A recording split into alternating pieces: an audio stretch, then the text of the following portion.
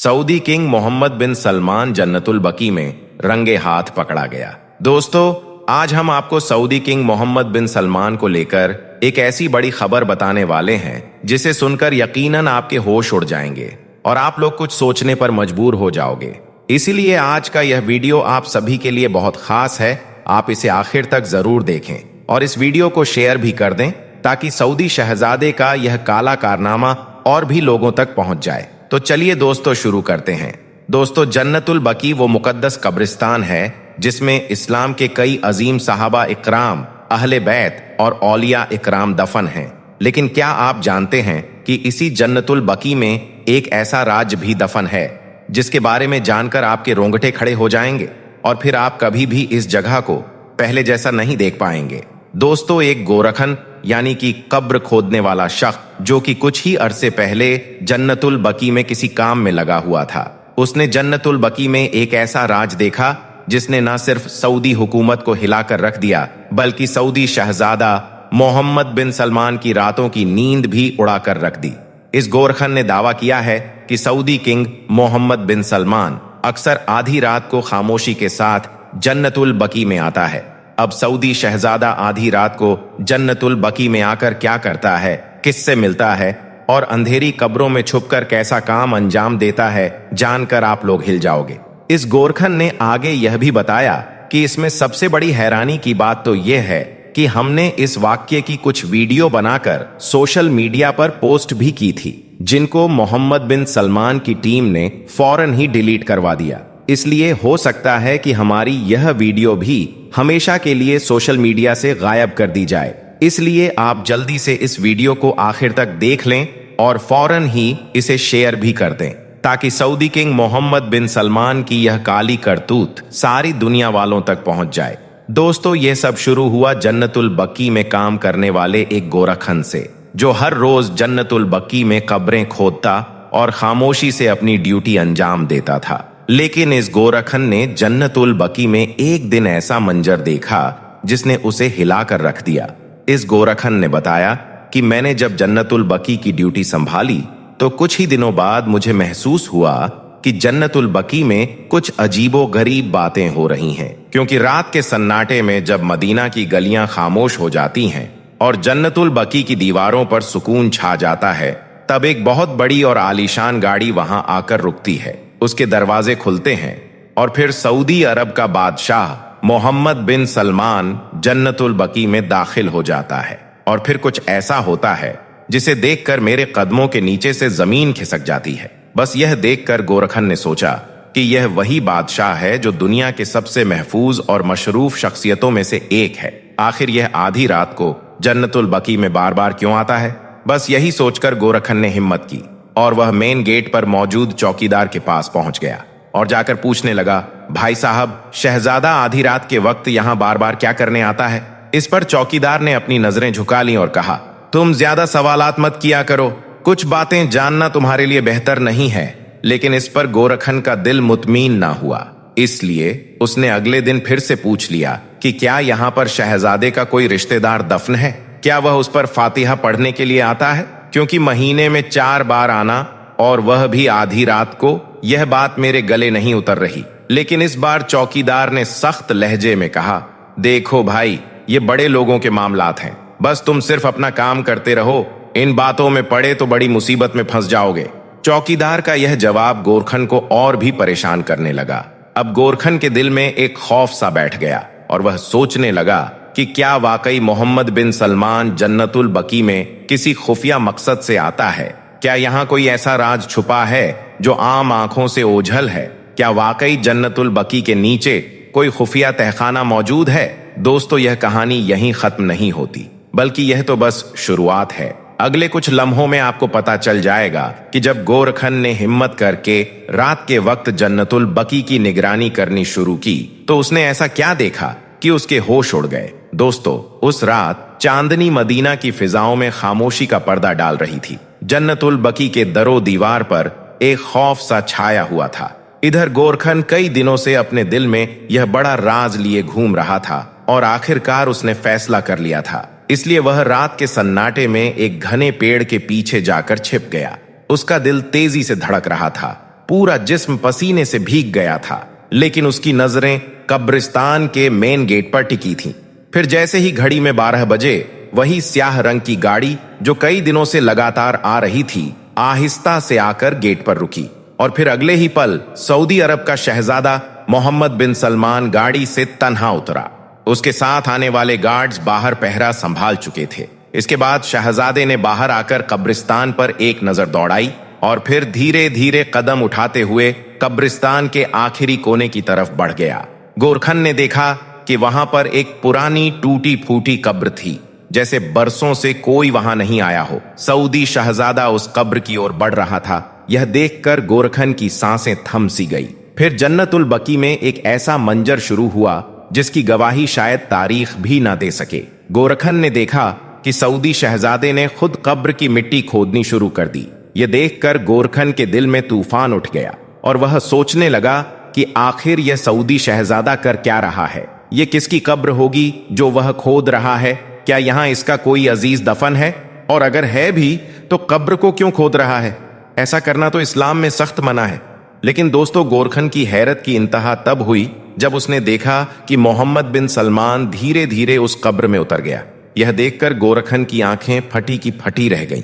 आखिर एक जिंदा इंसान, और वह भी सऊदी अरब जैसा बादशाह, उस कब्र में क्या करने गया है? आखिर इस कब्र के अंदर ऐसा क्या है? अब गोरखन सोच में गुम था कि अचानक उसे लगा जैसे कोई उसके पीछे खड़ा है। उसका पूरा बदन कांपने लगा, सांसें थम गईं और उसे लगा कि चौकीदार ने देख लिया है और अब उसका भी वही हाल होगा जो पिछले गोरखन का हुआ था। हाँ, वही गोरखन जिसने एक बार रात को छुपकर देखने की कोशिश की थी और अगले दिन उसकी लाश मिली थी ताकि दूसरों को इबरत मिले। यह सोचकर गोरखन पसीने से तरबतर हो गया और अपनी मौत को करीब महसूस करने लगा। लेकिन जैसे ही उसने पीछे मुड़कर देखा, वहां सिर्फ एक बिल्ली थी। यह देखकर उसकी जान में जान आई, लेकिन उसका ध्यान अब भी कब्र में उतरे शहजादे पर था। कुछ देर बाद शहजादा वापस कब्र से बाहर आया। अब उसके चेहरे पर एक अजीब सा सुकून था, जैसे वह कोई बड़ा काम करके आया हो। उसने अपने कपड़ों से मिट्टी झाड़ी और चारों तरफ देखा। यह देखकर गोरखन हैरान था कि बिना ऑक्सीजन के इतनी देर कब्र में रहने के बावजूद शहजादा बिल्कुल ठीक था। अब गोरखन की नींदें उड़ चुकी थीं। अगली रात शहजादा फिर आया।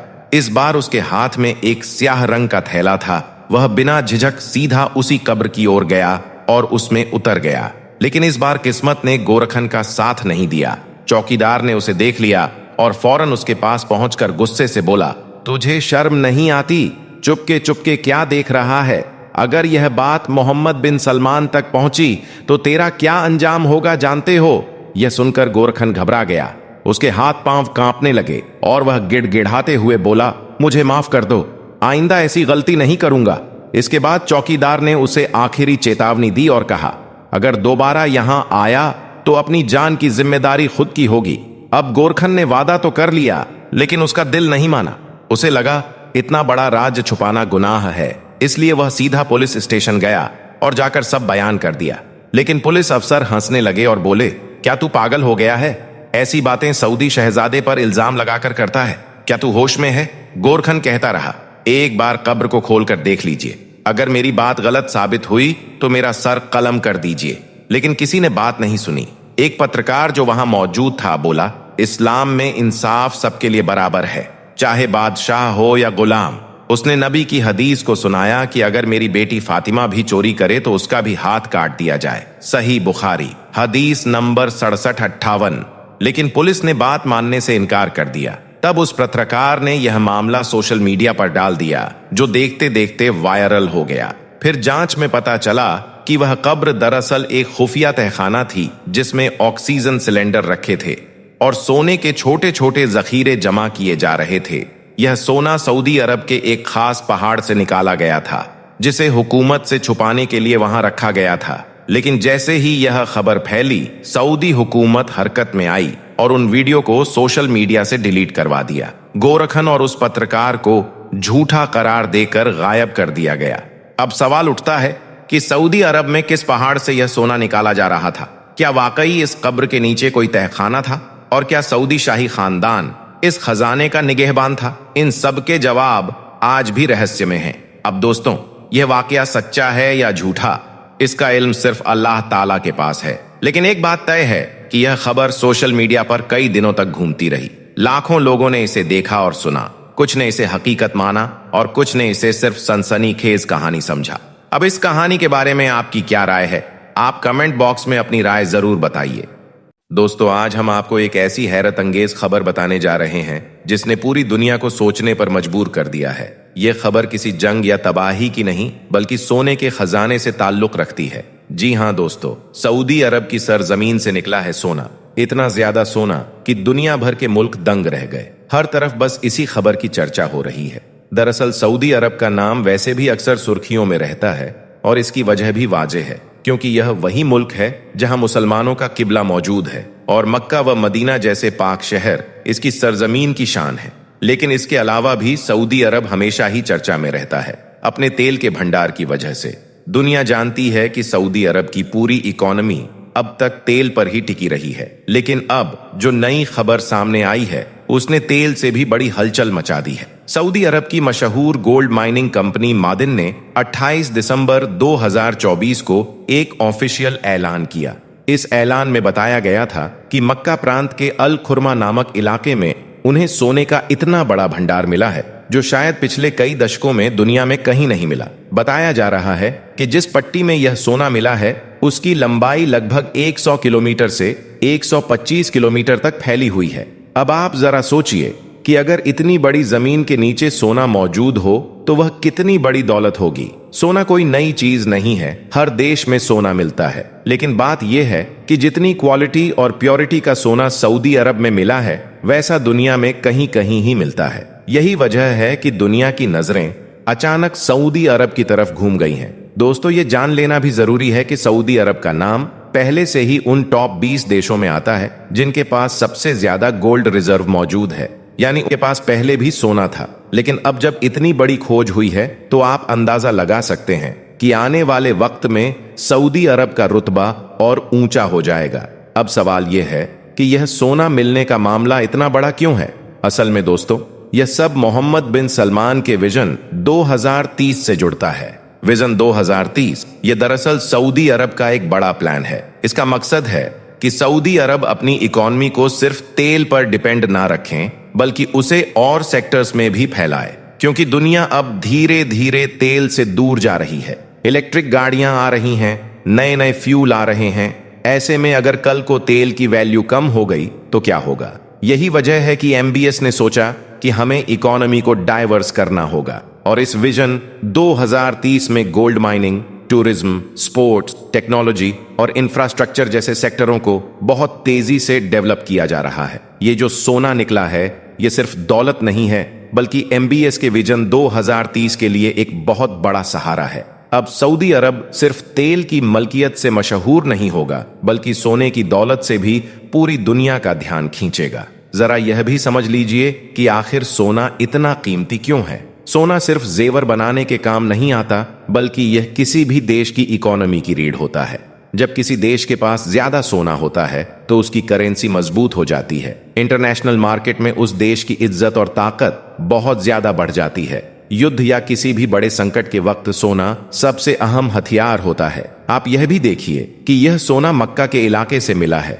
मक्का वह जगह है जहां अल्लाह का घर काबा शरीफ मौजूद है। यह वह जगह है जहां पूरी दुनिया के मुसलमान 5 वक्त की नमाज में अपना सर झुकाते हैं। अब जब उसी मक्का की जमीन ने सोना उगला है तो दुनिया के मुसलमान इसे सिर्फ इकोनॉमी नहीं, बल्कि एक अल्लाह की नेमत भी मान रहे हैं। सऊदी अरब के अंदर तो खुशी की लहर दौड़ गई, लेकिन दुनिया के कई देशों के माथे पर चिंता की लकीरें भी खिंच गईं, क्योंकि सऊदी अरब पहले ही तेल के दम पर दुनिया की पॉलिटिक्स में बड़ी ताकत रहा है। और अब अगर सोने का भी इतना बड़ा भंडार उनके हाथ आ गया तो सोचिए उनकी ताकत कितनी बढ़ जाएगी। इसका असर यह होगा कि सऊदी अरब की करेंसी और मजबूत होगी। विजन 2030 को तेजी से आगे बढ़ाने के लिए बहुत सारा पैसा मिलेगा। सऊदी अरब दुनिया की सबसे बड़ी गोल्ड एक्सपोर्टिंग कंट्री बन सकता है।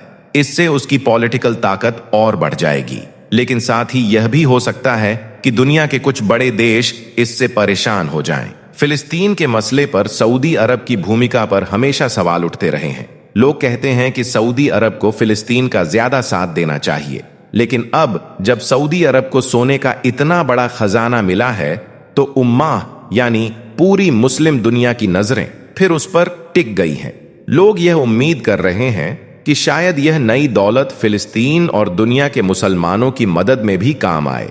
दोस्तों, साफ है कि यह खोज सिर्फ सऊदी अरब ही नहीं बल्कि पूरी दुनिया के लिए बड़ी खबर है।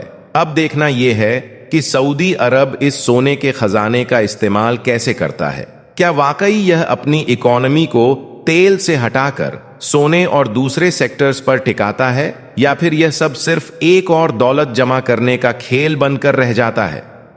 दोस्तों, अल्लाह के प्यारे नबी हजरत मोहम्मद सल्लल्लाहु अलैहि वसल्लम ने तकरीबन 1400 साल पहले इरशाद फरमाया था कि जब कयामत करीब आएगी तो अरब के इलाकों में तरह तरह के फितने और आजमाइशें जाहिर होंगी, और जब वहां के लोग फिर से पुरानी रस्मों और रिवाजों की तरफ रुजू करने लगे तो समझ लीजिए कि कयामत का वक्त करीब है। आज के इस वीडियो में हम आपको सऊदी अरब के हवाले से एक ऐसी ही बुरी और बड़ी खबर बताने वाले हैं जिसमें बताया जा रहा है कि 1400 सालों के बाद एक बार फिर से सऊदी अरब में बुत परस्ती शुरू हो गई है, यानी कि मूर्ति पूजा शुरू हो गई है। यानी कि अल्लाह के प्यारे नबी के फरमान के मुताबिक कयामत की एक और बड़ी निशानी पूरी हो चुकी है, यानी कि कयामत करीब आ चुकी है। इस खबर को सुनकर आज पूरी दुनिया सदमे में आ गई है, और यही नहीं, इसके बारे में जानकर आप भी हैरान रह जाओगे। इसलिए आज का यह वीडियो आप सभी के लिए बहुत खास है, आप इसको आखिर तक जरूर देखें। तो चलिए दोस्तों, शुरू करते हैं। दोस्तों, अल्लाह के प्यारे नबी हजरत मोहम्मद सल्लल्लाहु अलैहि वसल्लम ने इरशाद फरमाया है कि कयामत उस वक्त तक कायम ना होगी जब तक कि मेरी उम्मत के लोग मुशरिकीन से ना मिल जाएं, और यहां तक कि मेरी उम्मत के लोग बुतों की यानी कि मूर्तियों की इबादत करना शुरू न कर दें, मूर्तियों की पूजा करना शुरू न कर दें। तो आज आप कयामत की इस निशानी को पूरा होते हुए अपनी आंखों से देख रहे हैं। आज सऊदी अरब समेत कई अरब देशों के अमेरिका और इजराइल से करीबी रिश्ते देखे जा रहे हैं। कहा जा रहा है कि इन देशों के बीच हाल ही में कई अहम और बंद दरवाजों के पीछे होने वाली मुलाकातें भी हुई हैं, जिन पर दुनिया भर के मुसलमानों की नजरें टिकी हुई हैं। इसके अलावा अभी कुछ दिन पहले आपने यह भी देखा होगा कि दुबई में एक बहुत बड़ा मंदिर भी खोला गया है, जिसमें अरब के बड़े बड़े शेख अपने हाथ में पूजा की थाली लिए हुए नजर आ रहे थे। और यही नहीं, बहुत से शेख तो पूजा भी करते हुए नजर आ रहे थे। लेकिन दोस्तों, इन सब के बावजूद इस वक्त सऊदी अरब की तरफ से भी एक बहुत बड़ी और बुरी खबर निकलकर सामने आ रही है, जिसमें यह बताया जा रहा है कि मदीना से तकरीबन 300 किलोमीटर दूर एक शहर है जिसका नाम अल आला है। वहां पर भी अब एक बहुत बड़ा बुत रख दिया गया है, और यही नहीं, अब वहां पर एक बहुत बड़ा मंदिर भी बनाने की तैयारियां की जा रही है। तो दोस्तों, इस खबर को देखते हुए लग रहा है कि कयामत की एक और बड़ी निशानी पूरी हो गई है। अल्लाह के प्यारे नबी हजरत मोहम्मद सल्लल्लाहु अलैहि वसल्लम ने कयामत की जो निशानी आज से 1400 साल पहले हमें बताई थी, आज वह पूरी होती हुई नजर आ रही है। अल्लाह के प्यारे नबी ने आज से 1400 साल पहले फरमाया था कि कुर्बे कयामत से पहले, यानी कि जब कयामत करीब होगी तो उस वक्त अरब देशों में बुत परस्ती शुरू हो जाएगी। यानी कि सऊदी अरब में पहले जो दो बुत हुआ करते थे, लात और उज्जा, उन दोनों बुतों की पूजा फिर से शुरू हो जाएगी। आपने फरमाया था कि जब ऐसा होने लग जाए तो आप समझ लेना कि कयामत करीब आ चुकी है और बहुत ही जल्द कयामत आने वाली है। तो दोस्तों, आज आप देख सकते हैं इन अरब देशों को, फिर चाहे वह दुबई हो या सऊदी हो, आज इन अरब देशों में किस तरह से बुतों को रखकर पूजा जाने लगा है, किस तरह से इन अरब देशों में फिर से मूर्ति पूजा शुरू हो गई है। पहले दुबई में और अब सऊदी अरब में मंदिर बनाने की खबरें आने लगी हैं। दोस्तों, हम आपको बता दें कि जब से सऊदी अरब की गद्दी पर किंग सलमान बैठा है, तब से सऊदी अरब के हालात बदलते हुए दिखाई दे रहे हैं। क्योंकि किंग सलमान ने जब से सऊदी अरब की कमान संभाली है, तब से ही वह लगातार पुरानी सारी चीजों को नजरअंदाज करते हुए सऊदी अरब को बड़ी ही तेजी के साथ में एक मॉडर्न कंट्री बनाने की तर्ज पर काम कर रहा है। कभी खबर आती है कि सऊदी अरब में सिनेमा थिएटर खुल गया है, तो कभी खबर आती है कि रियाद में जुआ खाना खुल गया है। इस तरह से देखा जाए तो अब यह लोग अपने देश सऊदी अरब में यूरोपियन कंट्री से जुड़ी हुई बहुत सारी चीजों को शामिल करने में लगे हुए हैं। आज सऊदी अरब में वो सब कुछ होने लगा है जो यहाँ पर इससे पहले कभी भी नहीं हुआ था, और ना ही इनके बारे में कभी मुसलमानों ने सोचा था। और यही नहीं, अब तो सऊदी अरब से यह खबर भी निकल कर सामने आ रही है कि अब तो सऊदी अरब में मूर्ति पूजा भी शुरू हो गई है और अब बहुत ही जल्द सऊदी अरब में एक मंदिर बनाने की भी तैयारियां की जा रही है। इसके अलावा हम आपको यह भी बता दें कि सऊदी अरब पिछले 8 से 10 सालों में इतना ज्यादा तेजी के साथ में बदला है और अभी भी बदल रहा है, यानी कि चेंज हो रहा है। जो काम सऊदी अरब में पिछले कई सालों में नहीं हुए थे, वह काम सऊदी अरब में अब होने लगे हैं। अब यह जो ताजा मामला निकलकर सामने आ रहा है, जिसकी वजह से पिछले कई दिनों से सोशल मीडिया के ऊपर काफी विवाद हो रहा है, वह दरअसल इस इंसान के एक बयान के साथ में शुरू हुआ था। इसका नाम है उस्मान इब्ने फारूक। इन्होंने हाल ही में एक बयान दिया है जिसमें कहा है कि सऊदी अरब के अंदर लात और उज्जा की एक बार फिर से पूजा शुरू की गई है। साथ ही इन्होंने कहा कि भले ही यह काम अभी थोड़ा है, यानी कि कुछ ही जगहों पर ऐसा हो रहा है, और जहां पर भी हो रहा है वह लोग अपने अपने घरों में छुपकर ऐसा कर रहे हैं या फिर कहीं पर खुफिया जगहों में ऐसा कर रहे हैं। इसका मतलब यह है कि उस्मान इब्ने फारूक ने खुद इस बात को कबूल किया है कि सऊदी अरब में मूर्ति पूजा हो रही है, लेकिन इस वक्त जो लोग ऐसा कर रहे हैं वह लोग अपने अपने घरों में ऐसा कर रहे हैं। लेकिन अब हम बहुत ही जल्द लात और उज्जा के स्टैच्यू अपने यहाँ पर म्यूजियम में रखने वाले हैं। दोस्तों, इसके साथ ही हम आपको यह भी बता दें कि सऊदी अरब के लिए यह कोई नई बात भी नहीं है। ऐसा सऊदी अरब में पिछले कई सालों से लगातार होता आ रहा है। सऊदी अरब के अंदर एक खास तबका इस बात को सोशल मीडिया पर लगातार फैला रहा है और इस तरह की कैंपेन चला रहा है। उनका कहना है कि यह जो लात और उज्जा और मनात वगैरह थे, यह सब हमारे इतिहास के एक हिस्सा हैं। इसलिए अब सऊदी हुकूमत को चाहिए कि वह इनके स्टैचू एक बार फिर से हमारे यहाँ पर, यानी कि सऊदी अरब में लेकर आए और लाकर यहाँ पर रख दें, ताकि न सिर्फ बाकी के लोग जो बाहर से हमारे यहाँ पर घूमने फिरने के लिए आते हैं वह इन सारी चीजों को देख सकें, बल्कि हमारे यहाँ के लोग, यानी कि सऊदी अरब के लोग भी इन चीजों के बारे में अच्छी तरह से जान सकें। वह भी समझ सकें कि यह लात उज्जा और मनात कौन थे। और जैसा कि आप सभी को मालूम है कि सऊदी अरब पिछले कई सालों से इस तरह के म्यूजियम अपने देश में बना भी रही है और अपनी पुरानी से पुरानी चीजों को ढूंढ कर ला रही है और इन म्यूजियम में रख रही है। इसलिए सऊदी अरब के लिए कोई हैरानी की बात नहीं होगी कि वह लात और उज्जा की मूर्ति भी लाकर अपने देश में रख दें।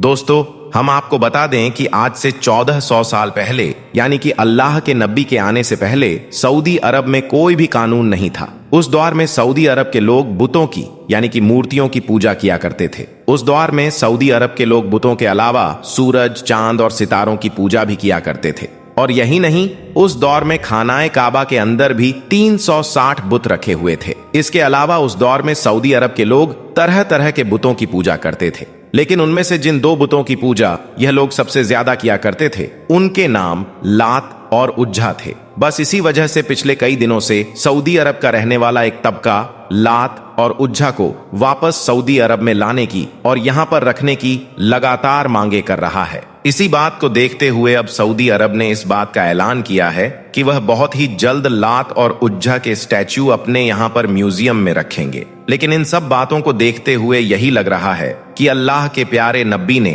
आज से 1400 साल पहले कयामत की जो निशानियां बताई थीं, उनमें से यह एक वह निशानी हमें पूरी होती हुई नजर आ रही है। इसका मतलब यह है कि कयामत बहुत ही करीब आ चुकी है और बहुत ही जल्द कयामत आने वाली है। इसके अलावा दोस्तों, अल्लाह के प्यारे नबी ने आज से 1400 साल पहले यह भी फरमाया था कि जब कयामत करीब होगी तो उस वक्त चारों तरफ से कुफ्फार मुसलमानों पर टूट पड़ेंगे। आज ऐसा भी होता हुआ हम अपनी आंखों से देख रहे हैं। आज किस तरह से पूरी दुनिया इस्लाम के पीछे पड़ी हुई है, किस तरह से आज पूरी दुनिया इस्लाम को मिटाने में लगी हुई है। आज दुनिया में जगह जगह पर बेकसूर मुसलमानों को मारा जा रहा है, उनको सताया जा रहा है। मतलब कि कयामत की यह निशानी भी आज के दौर में तकरीबन पूरी होती हुई नजर आ रही है। याद रखें, अल्लाह के प्यारे नबी ने कयामत की जितनी भी निशानियों के बारे में हमें बताया है वह सब यकीनन जाहिर होकर रहेंगी। उनमें से आज ज्यादातर निशानियां तो पूरी हो चुकी हैं, मगर अब भी ऐसी बहुत सी निशानियां हैं जिनका अब भी पूरा होना बाकी है। जब सब निशानियां पूरी हो जाएंगी